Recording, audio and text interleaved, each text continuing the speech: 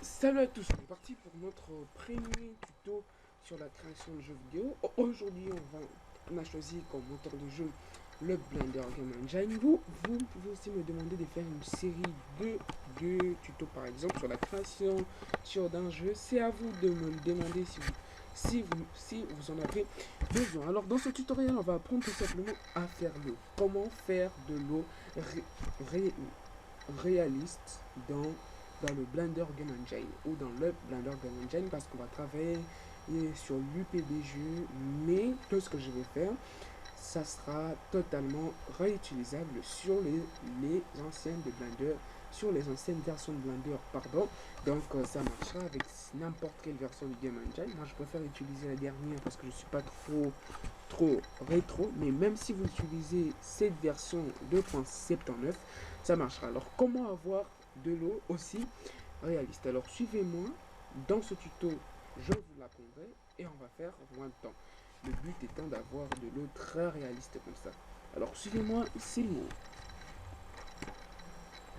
Et voilà, donc on se retrouve sur la fenêtre de le Blender Game Engine avec The Features Ant sur Ladder. C'est un jeu aussi, lien de la description pour le découvrir. Je suis ces jeux, c'est un très bon jeu. Bon, pour avoir de l'eau réaliste je vous l'avais dit, bon, déjà ce qui est sûr, on est sur l'UPBG, on a un nouveau projet, on va rien supprimer, on va garder la caméra. Nous, tout ce qu'on va faire, c'est prendre cette planche ici. On va d'abord commencer par aménager un bon décor. Vous faites S, Y pour agrandir seulement sur l'axe des Y. On va dire, vous faites tab, voilà, comme ça. Voilà, vous faites tab pour passer en edit mode. Et vous cliquez sur la touche W et vous faites subdivise. Là, autant de fois, pour avoir une rivière réaliste, vous devez faire subdivise de plusieurs. Qu'est-ce que j'ai fait? Excusez-moi, j'ai fait subdivide smooth. C'est pas ce qu'on va faire, vous devez utiliser. Bon, c'est comme ça là. Voilà. Maintenant, vu que c'est comme ça, c'est pas fini. Voilà, vous repassez en edit mode. Voilà, vous faites comme ça, vous sélectionnez pas tout. Voilà, vous cliquez sur A pour désélectionner. Vous désélectionnez bien. Vous venez ici, juste là à côté de global, à côté de face. Vous venez là et vous choisissez enable. Cela va vous permettre de donner la forme de votre rivière. Vous cliquez sur la touche, pardon, vous cliquez sur la touche C et vous pouvez dessiner la forme de votre rivière. Donc on va dessiner une rivière droite. Après, pour agrandir l'outil, on va donner juste une forme droite. Après, vous aurez des tutos sur la modélisation pour modifier, pour créer par exemple une rivière complexe, pas une rivière droite comme moi je fais, mais vraiment une rivière complexe. Vous aurez des tutos sur la modélisation, lien en description. Vous faites escape et maintenant vous avez fait votre rivière. Attendez, j'ai pas bien fait. Je vais continuer jusqu'à la fin. Et maintenant vous faites escape, échappe si vous voulez. Vous cliquez, vous sélectionnez, vous faites G, vous faites Z, ou vous cliquez directement ici. Donc vous faites descendre ça selon la forme de votre rivière. Bien, pour ne pas une rivière trop profonde. Ici par exemple. Bon, là nous on fait tab et vous repassez en object point. On a une bonne forme de rivière. Après c'est pixelisé ici, il fallait plus subdivide. Non, en fait c'est pas ça le problème. C'est que ici vous allez faire T pour avoir cet onglet ici. Et vous allez venir dans la partie shading. Vous allez faire smooth. Et là, vous allez voir, les formes seront beaucoup moins pixelisées que ce qu'on avait avant. Bon, maintenant, il y a les ombres, c'est très beau. Alors, même si ça va nous permettre de bien créer notre eau. Maintenant, ce qu'on va faire, c'est qu'on va créer notre eau. Non, avant ça, on va d'abord embellir le décor. Alors, je vous mets les liens dans la description. pour avoir justement le truc. Bon, ça a déjà un matériel. Vous venez ici, vous ajoutez une nouvelle texture, c'est déjà réglé. Si vous êtes dans les 5 versions, vous devez régler ici image or movie. D'habitude c'est sur cloud, je crois, ou sur blend, je sais pas. Et vous venez ici, c'est generated, vous cliquez sur UV. Maintenant vous allez venir dans open, je vais mettre le lien dans la description pour avoir les textures et tout pour votre water source. Je vais choisir bien mon sable. Voilà. Maintenant c'est une couleur unie, c'est normal. Vous allez faire tab, vous allez sélectionner tout avec A, ouvre. Voilà. Maintenant vous repassez ici, vous avez votre sable, je les décore et vous n'avez plus qu'à diminuer les spéculars qui est tout simplement les reflets de votre truc, de votre sable. Voilà, et vous pouvez diminuer la size.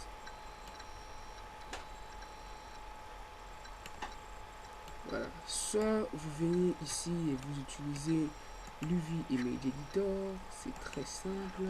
Vous venez comme ça, vous passez en Edit Mode et vous faire soit S pour agrandir la texture ou pas, ou soit vous utilisez une autre méthode. Vous venez ici et vous venez dans l'onglet Size et vous modifiez. Ça c'est plus précis. Et après vous pouvez utiliser la touche CTRL dans le vidéo editor. On va juste mettre ça à 2.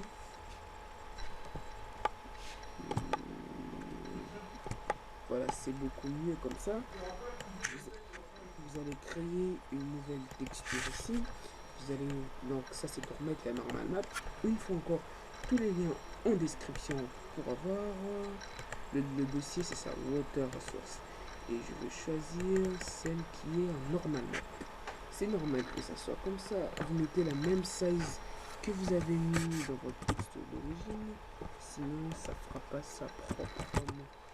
Là vous venez là, en fait les normal map ça sert à donner cet effet de relief qui pourtant n'existe pas. Ça permet donc de faire sortir vos processeurs s'en sortiront mieux parce que ça donne un effet de relief, mais en réalité on n'a pas. Vous allez venir ici dans image sampling, vous allez faire comme ça et vous allez cliquer sur normal map. Ça va permettre de regarder quand tu passes sur normal map, il y a ces noirs là où c'est un peu bizarre, c'est pas peut-être noir, c'est un peu bizarre. Vous cliquez sur normal map et là voilà, vous avez des meilleurs reliefs. Maintenant vous pouvez venir dans normal, soit augmenter, soit diminuer l'effet de relief. On va pas passer plus de temps là. On a fini, voilà, c'est bien décoré, voilà, on a bien comme ça. Voilà, après vous pouvez peindre ici, que ce soit pas du sable, que ce soit de la pelouse.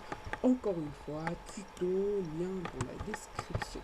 Maintenant, ce qu'on va faire, Shift S et qu'on va faire cursor to selected pour mettre le curseur bien au milieu de notre forme.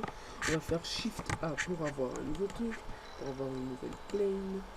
Voilà, une nouvelle plane. Et cette plane, on va la mettre exactement dans la forme. Alors encore, on va enlever T pour avoir un grand espace de travail. On va faire S, on va bloquer sur l'axe des Y en cliquant sur Y. On va bien agrandir ça parfaitement comme ça. Après, on va faire G, X, CTRL. Non.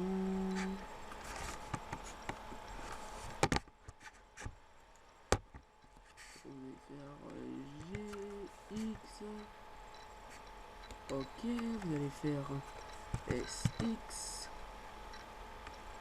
Ok, pour avoir la forme parfaite. Après, si vous voulez faire une rivière avec des zigzags comme ça, ben, une fois encore, tuto. Alors là, vous allez voir qu'il y aura les ombres en bas, donc que votre eau va donner d'ombre. Si vous voulez pas qu'il y en ait, si vous voulez qu'il y en ait, c'est très simple. Vous allez venir là, vous allez créer un nouveau matériau pour votre plane. Vous allez renommer déjà votre plane rivière ou eau, tout ce que vous voulez. Voilà, rivière ou tout ce que vous voulez. vous allez venir ici, vous allez désactiver, vous allez venir dans les shadows ici, dans le physics, vous allez désactiver, donc ça signifie qu'il ne recevra plus d'ombre. Voilà, après je peux faire ça sur ça. Il ne fera plus d'ombre. Donc si vous voulez qu'il y en ait un, cliquez sur cast ou pas sur cast. Bon, maintenant que vous l'avez comme ça, vous faites déjà tab, vous faites W pour subdivide pour que vos reliefs s'appliquent parfaitement à la forme. Vous faites W et vous faites subdivide, on va dire comme ça. Comme ça, après il ne faut pas trop faire, sinon vos nombres de façon lente, plus vous avez des faces élevées, plus si votre PC n'est pas assez puissant, donc les faces c'est tout simplement les polygones, plus les polygones augmentent, plus vos processeurs et votre RAM souffrent. À ce moment-là, il faudra avoir un PC assez puissant pour pouvoir tenir le coup. Alors maintenant que vous l'avez fait, vous venez ici, vous n'allez pas mettre ça en GGX, mais en Wallis. Et là, vous allez choisir une valeur assez correcte, 0. Excusez-moi, 0.03. Après, si vous voulez augmenter l'effet, bon, tout ça, on verra qu'on va mettre les normales sur votre forme. Maintenant, que vous l'avez fait, vous sélectionnez donc ici une texture. Je vais tout simplement aller dans le dossier Water Ressources. Et je vais prendre bien ma texture Water normale. Je prends ma texture Water normale. Voilà, elle s'est appliquée. On avait déjà fait le wrap et on vient tout simplement ici dans normal. Et là, vous allez le laisser toujours à 1. Vous allez venir ici. Vous allez mettre ça en best quality. Maintenant, vous remarquez qu'il n'y a absolument rien. Malgré qu'on a mis notre normal, on n'avait pas fait une wrap.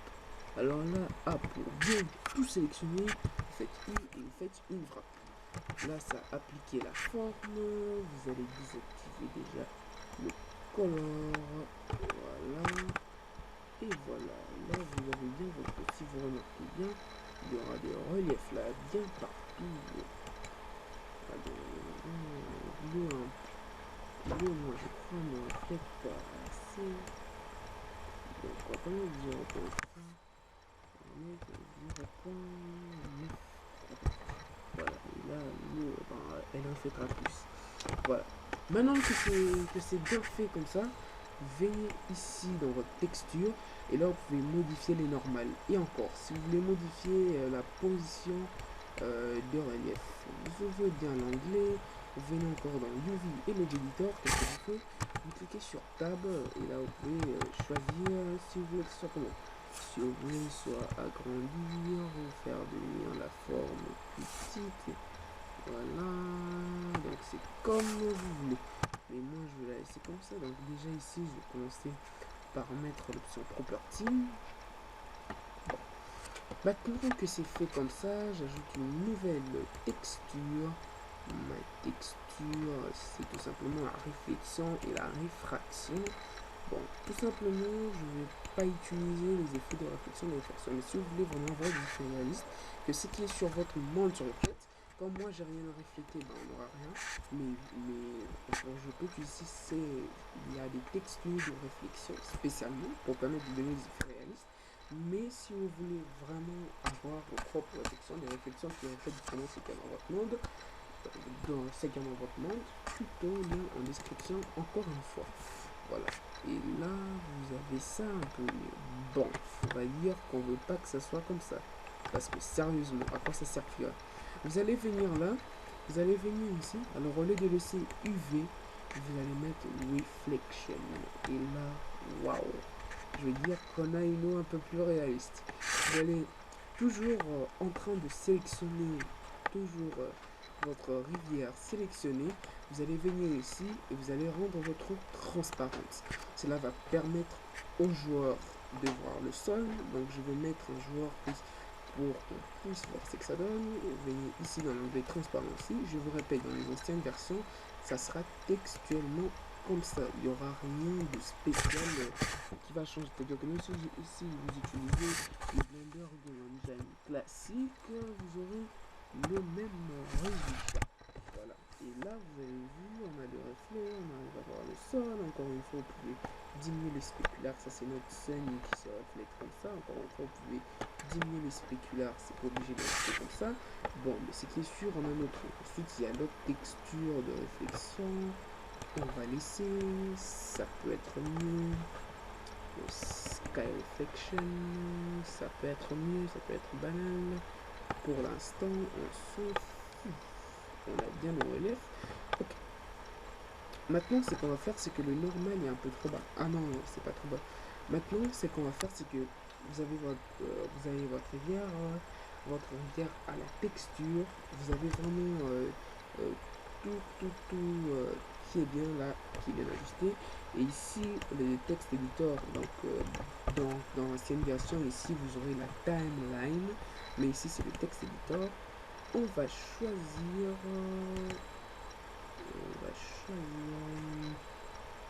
le Logic Editor. Et là, on va diminuer. Pour l'instant, on n'a pas besoin, mais on en aura bien sûr besoin.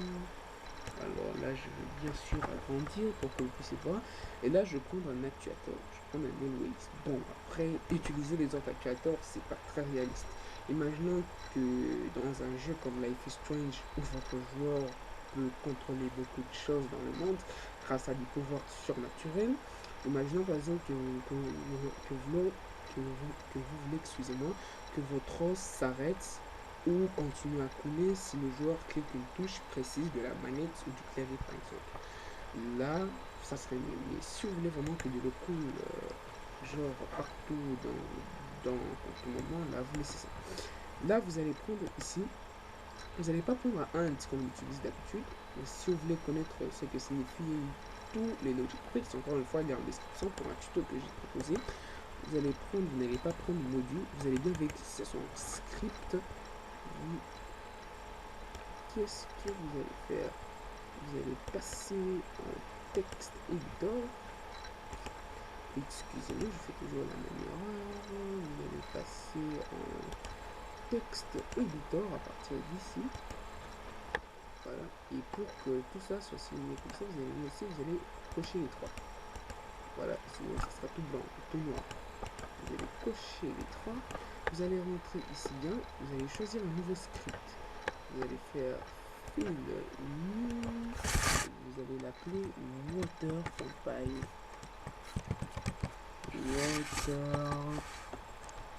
Water.py. Moi, ce qu'on va faire, c'est que moi, je vais mettre le lien en description pour le script. Mais moi, je ne sais plus là où je le ferai. Alors, tout ce que je vais faire, c'est que je vais venir dans mon vieux dossier ici. Je vais agrandir comme ça. Je vais commencer d'abord par... voilà. Voilà. Et nous, ce qu'on a besoin, c'est de récupérer tout ça. Alors, je vais faire bien sélectionner. Voilà, je vais faire ça. Je vais faire... et je vais faire CTRL-C. CTRL-C, ça veut dire que je vais tout copier. Moi, il faut encore mettre le lien en description. Je vais faire CTRL-V. En ce moment-là, vous avez le script, vous avez tout. Bon, maintenant, c'est bien. Vous allez venir là, vous allez agrandir. Vous allez bien choisir que ce soit water.py. Pardon. Bien choisir ça. Et vous allez ajouter... Excusez-moi, et vous allez ajouter deux properties. Une property qui sera X. Mettez pas ça en truc comme... Comment ça s'appelle là, l'autre là? X, et l'autre qui sera Y.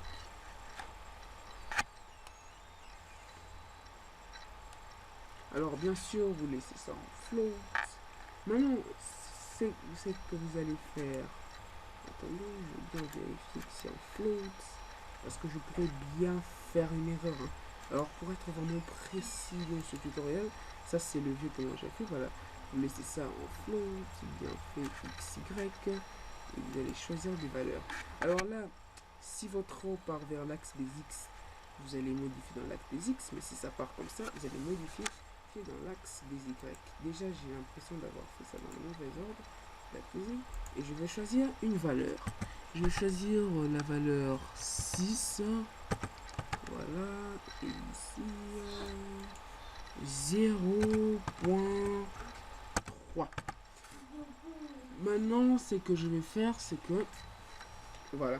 Notre est complètement fini. Après, j'ai un petit lag avec le souris. Maintenant, ce que je vais faire, c'est que je vais initialiser, comment ça s'appelle, un joueur. Le lien en description pour avoir la donne. Comme ça, vous allez cliquer sur un gros bouton temps et ça sera prêt. Donc, moi, ce que je vais faire, c'est que je vais mettre le joueur dans mon projet. Et ensuite, je reviens. Bon, ok. On se revoit encore. Donc, maintenant, je vous ai montré comment tout faire. C'est-à-dire que maintenant, quand vous allez créer, veillez bien à ce que votre always présente une valeur true. Donc une valeur qui signifie tout simplement vrai. Parce que si on n'a pas, votre row ne se déplacera tout simplement pas. Ensuite, vous allez le relier à votre script. Le script, vous n'allez rien modifier. Vous allez juste incrémenter. Donc maintenant là, vous allez bien vers sélectionner le bon axe ici. Donc vers la vitesse, si vous voulez que votre row parte comme ça, vous mettez -3 ici, comme ça, -3. Et si ça regardait vers l'axe des X, vous allez mettre 3 comme ça, si votre row devra couler de ce côté-là. Donc ça marche par exemple si le joueur regarde comme ça. Bon, normalement, je fais play, voilà, et voilà, c'est fini. Maintenant que la vidéo est finie, nous, ce qu'on veut, c'est que notre joueur puisse entrer dans l'eau. On ne veut pas que le joueur puisse marcher sur l'eau. Alors, tout simplement, ce qu'on va faire, c'est qu'on va garder ça pour une deuxième partie. Ça sera la partie mécanique de l'eau. Ça va permettre aux joueurs d'entrer dans l'eau, d'être poussés par l'eau, de voir tout bleu dans l'eau comme c'est censé être. Vous avez vu, on a terminé les transparences, on a tout terminé.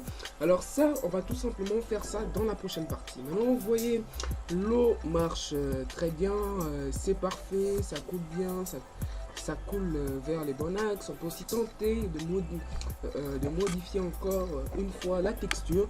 Mais en tout cas, c'est fini. Vous avez un très bel aspect. Vous voyez comment ça marche, comment on sait faire. N'hésitez pas, si vous avez un problème, lien en description. N'oubliez pas aussi de vous abonner. Très essentiel. D'ailleurs, activez la cloche pour ne manquer aucun des prochains tutoriels ou de toutes les vidéos proposées sur la chaîne. Je vous remercie d'avoir suivi. Si vous avez un problème, n'oubliez pas de demander en commentaire. Likez la vidéo si elle vous a plu aussi. Ça, c'est très important. Donc, dans la prochaine partie, tout simplement, ce qu'on va faire, c'est qu'on va créer les mécaniques de l'eau. Le joueur pour entrer, le joueur sera poussé par l'eau. Et on peut aussi améliorer l'eau, la vitesse de l'eau, les vagues. Et aussi comment faire des formes complexes, hein, des vagues de l'eau qui part en zigzag par exemple. Ça aussi c'est quelque chose à faire. Bon, en tout cas je pense que c'est fini. Donc on a tout fait dans cette partie.